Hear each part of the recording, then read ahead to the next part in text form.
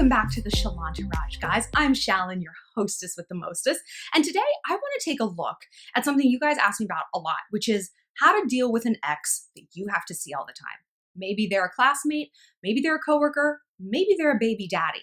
Whatever it is, you're finding it really hard to move on when you can't physically move on from this person. Like, you're seeing them a lot. And I got to thinking about this because I saw like footage of KHLOE Kardashian's, her daughter, Thompson, just had her first birthday and they had this obviously enormous party. And her baby daddy, Tristan Thompson, was there. And I was like, who the hell invited him? And then I'm like, oh, well, she has to see him. She is stuck dealing with that man for the rest of her life. We all know it's not 18 years. He's going to be around. I mean, as much as he chooses his like big fatherhood duties, I'm sure he shows up once a year and calls it a day. But I was looking at KHLOE and I'm like, man, this should have been such a fun thing for her. It's your daughter's first birthday party. Your family and friends are there. And then this bitch. And that's how dealing with exes can be. It ruins whatever interaction you're in, but there are tools to deal with it. And so we're going to go over that today. But first, just want to remind you guys that if you want some one-on-one counseling with me, have a love question of your own, and want to chit-chat privately, find me on the Instant Go app. My username is ShallonXO. Click chat to get connected with me right away. And follow me on social media on Instagram, Snapchat, and Twitter at ShallonXO. And click like and subscribe for new videos every Friday. And stick around for the end because we've got a what? Happy ending. That's right, guys. At the end of this video, I do a happy ending, which is like my little sex or hookup tip of the week. So be sure to watch all the way to the end for that. So KHLOE and Tristan, or you and any ex, the first thing to do is to get clear about the relationship and where you guys stand, right? So many questions I get from you guys ask, should I be friends with my ex? He says he wants to be friends. Girl, no. Friendships are supposed to be neutral, right? I don't have this like burning lust for Becca or this like deep-seated angst over Diane. They're my friends. It's neutral. I don't like think that they're bringing drama and misery into my life. You know what I mean? No more so than any female friendship does, right? A guy says that he wants to be friends with you. Let me break down what that means. First of all, he wants to be friends because he doesn't want to be the bad guy. And if you agree to be friends, then he doesn't have to feel like he's the bad guy. He doesn't want to feel the consequences of his decisions and his behaviors. He wants to get out of jail free card. He also wants to be friends to keep you on the hook while he looks around to make absolutely sure he can't do better. And when he's sad or bored or lonely or horny, guess who he's texting? You. Because, hey, you're friends. And if you misinterpret it, or if you're like, why are you talking to me like this? Whoa, we're just friends. He's always going to play that card and default to it. And you know what? You agreed to it. And if you're the one saying, I want to still be friends with him, girl, you need to get your head right about what you want from this relationship. It's okay to like someone. It's okay to miss your ex. It's okay to be heartbroken about it. It's not okay to lie to yourself about that. You can lie to me, you can lie to friends, you can lie to whoever you want. Don't lie to yourself. Get clear on what you want from the relationship and what the reality of that actually is. And unfortunately, sometimes those two things are real far apart. So if you're upset about it, be upset. Lean into that and you'll move through it faster. But you won't if you keep lying about it and accepting it's like, well, we're friends. No, you're not. But I understand that sometimes a situation kind of requires you to be not friends, but at least interactive.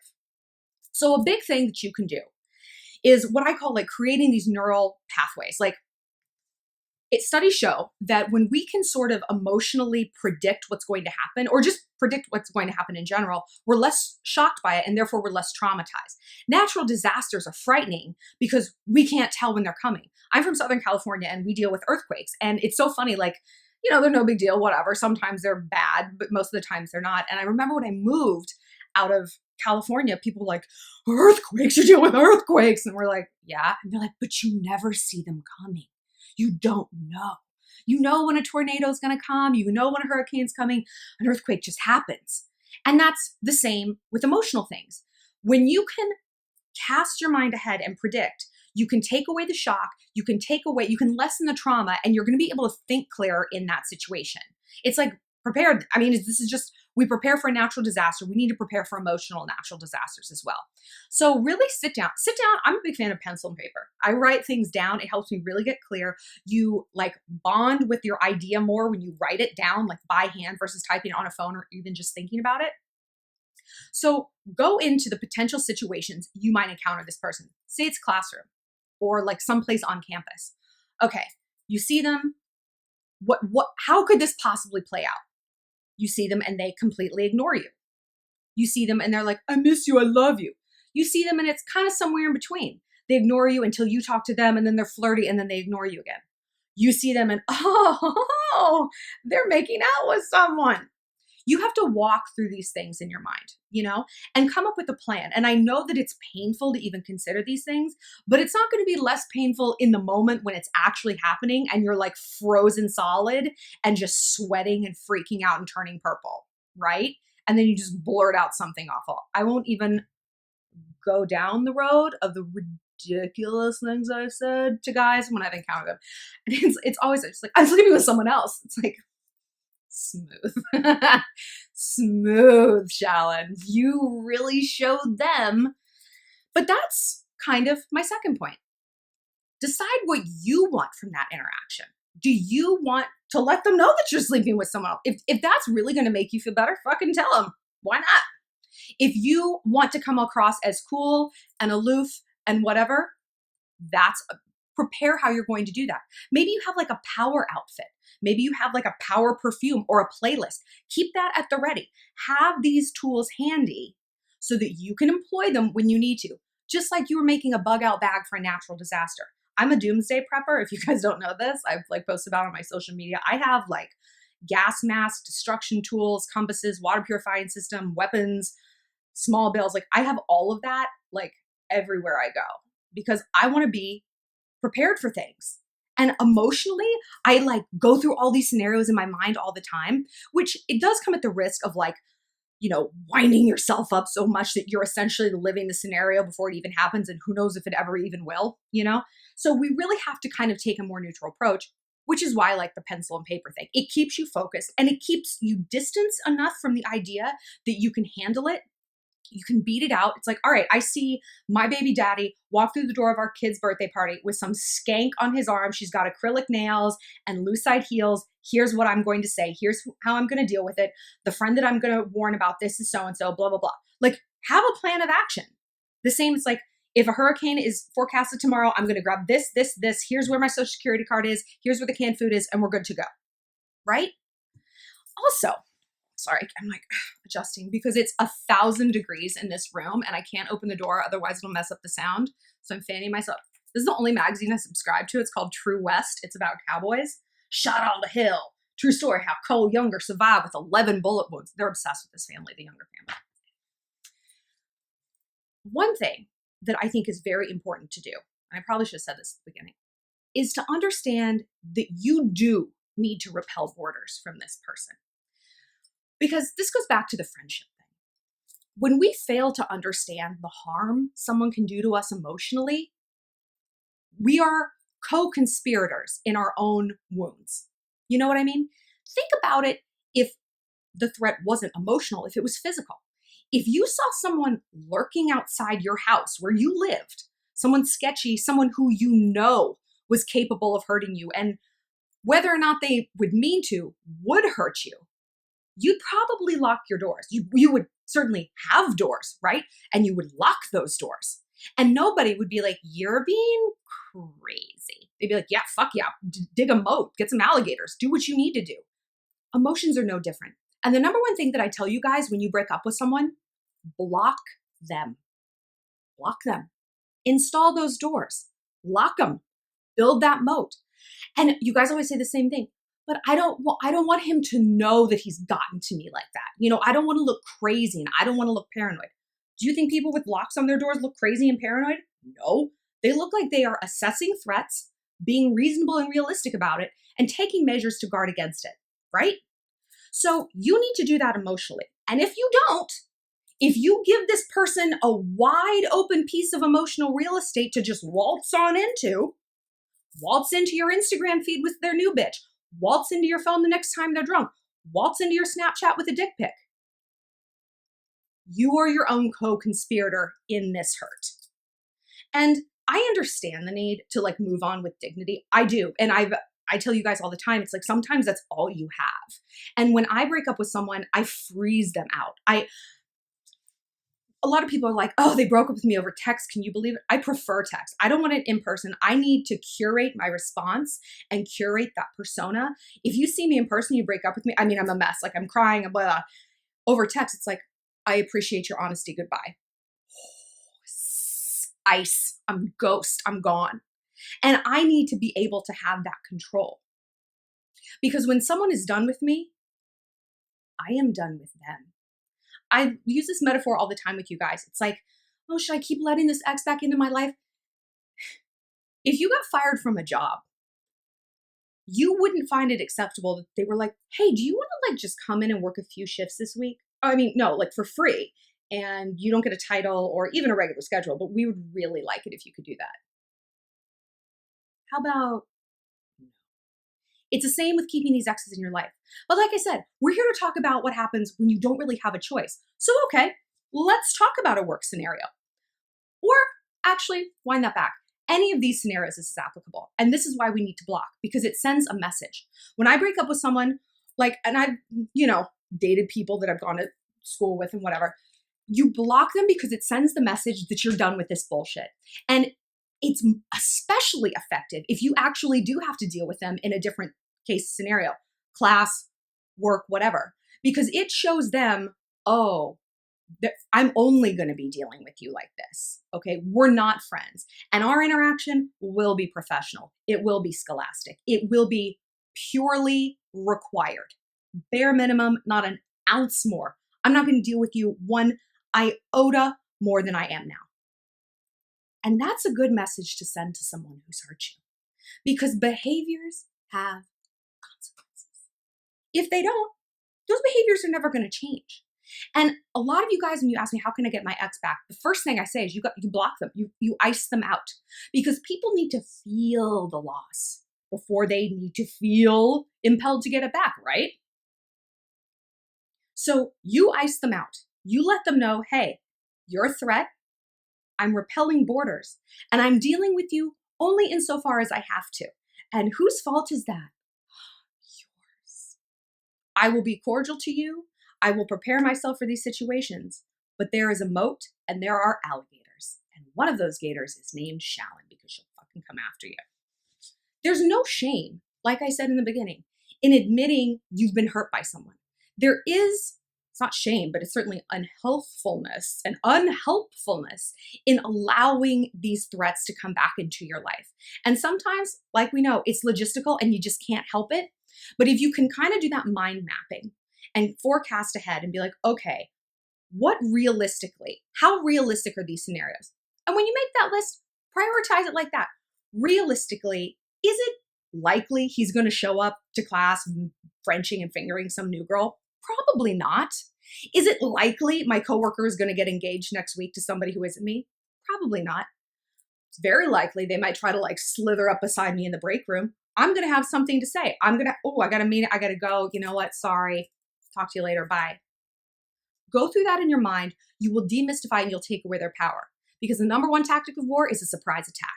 Pearl Harbor, September 11th. That shit works. Blitzkriegs.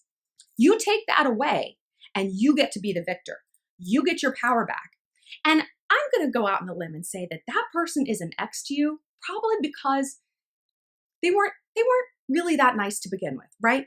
By the end of that relationship, you probably felt like you didn't have any power. You felt kind of victimized. And having to be in this interaction with them, like on a regular basis, or even sporadic basis, which is almost worse, it's the element of surprise, right? Makes you feel further victimized. But these are ways we can get our power back. Forewarned is forearmed. I hope you guys like this. And now, all right, you guys, you know what it's time for now? Happy endings.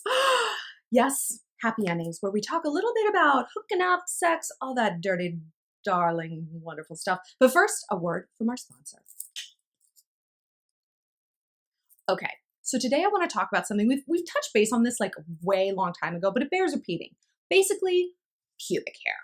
Okay, I get a lot of questions from you guys like, what do guys like? What's normal? I don't know. Should I be waxing? Should I be shaving?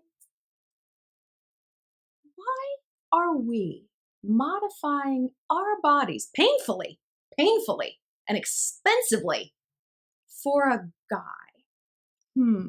I'm just trying to get into my mind palace and find the answer. Oh, right, because society has told us we're gross and we're dirty, right?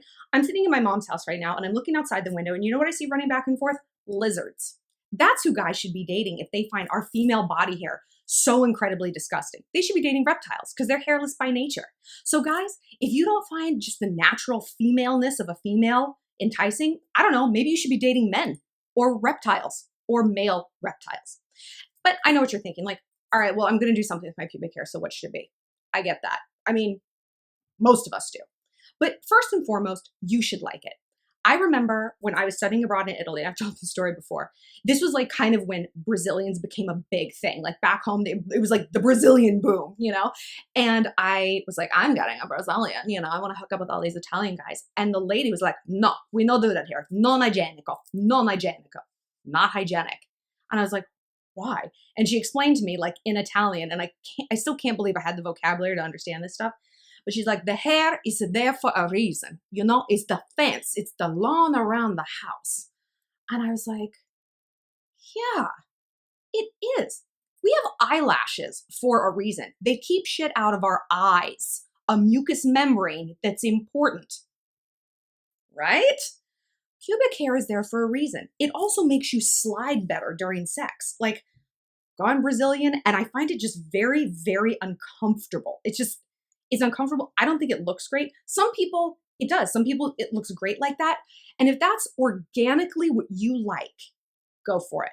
But please ask yourself, do I actually like this? Or do I just think that I'm inherently disgusting and gross and wrong and broken because I have hair precisely where Mother Nature put it, precisely for a reason? Because you know who never says that to themselves? Men. Never. You know how I know this? Because they're covered in hair. I don't just mean pubic hair. I mean everywhere. It's everywhere. My boyfriend practically lives with me, and I find little brown hairs all over my entire life. And he's not even like a particularly hairy person. He's German. Like they're not hairy folk. And one thing I've realized is whatever it is you like, a guy's gonna like. As long as the hair doesn't like restrict access to the necessary parts, he's fine with it. And in fact, like I date younger dudes and like young to quite young. And I have I had an unfortunate series of experiences with laser hair removal. The lady started where she shouldn't have. And now I have what I can only call the Hitler. And it's not what I prefer. I mean, it's like a bigger Hitler, like a Stalin, maybe, right? Maybe like a Stalin, if you're familiar with his mustache, which I'm sure you are. But that's still like, I wish I could grow more. I wish I have like a nice womanly V. I always remember the Kardashians talking about this. Like Kim is completely bare. Like she has laser hair removal all over her body. Khloe has a landing strip and Kourtney has like a bush, like a womanly V. And every guy I've ever talked to, they're like, yeah, that's what I like. And the young dudes that I date are like, whoa, like, I like what you got going on down there. I was like, is it more or less than you're used to? They're like, oh, every girl I know is completely bare, shaved, whacked, completely bare. I was like, do you like that? And they're like, I don't know. It's like corny, but it's also like, it's become so common that to see the opposite is actually more exciting. It's interesting how trends go like that, you know, like we all embrace one thing because we think, oh, this is the sexiest, most exciting thing. And then the opposite becomes true. And we're like, well, fuck, I've already just lasered everything off of my body. So the point is, do what works for you. If you're uncomfortable pouring hot wax all over your crotch and having it ripped off, don't do that. You don't have to. Trim it back, you know, like trim the hedges of the house. Don't let there be overgrowth or undergrowth. But that's it. I think a good option is to have a nice womanly V and then a smooth undercarriage, right? And again, if you're with a guy who makes you feel disgusting or wrong or unattractive or unfuckable because you have hair, like I said, exactly where Mother Nature put it on purpose, you can pour hot wax on something and rip it out of your life. And honey, it ain't your vagina. For more, click like and subscribe. And if you guys have happy ending topics, let me know. And if you want some one-on-one counseling, find me on the Instant Go app at ShallonXO. No, I'm sorry. Yes, that's my username, ShallonXO, and click chat. And click like and subscribe for new videos every Friday. Talk to you guys soon.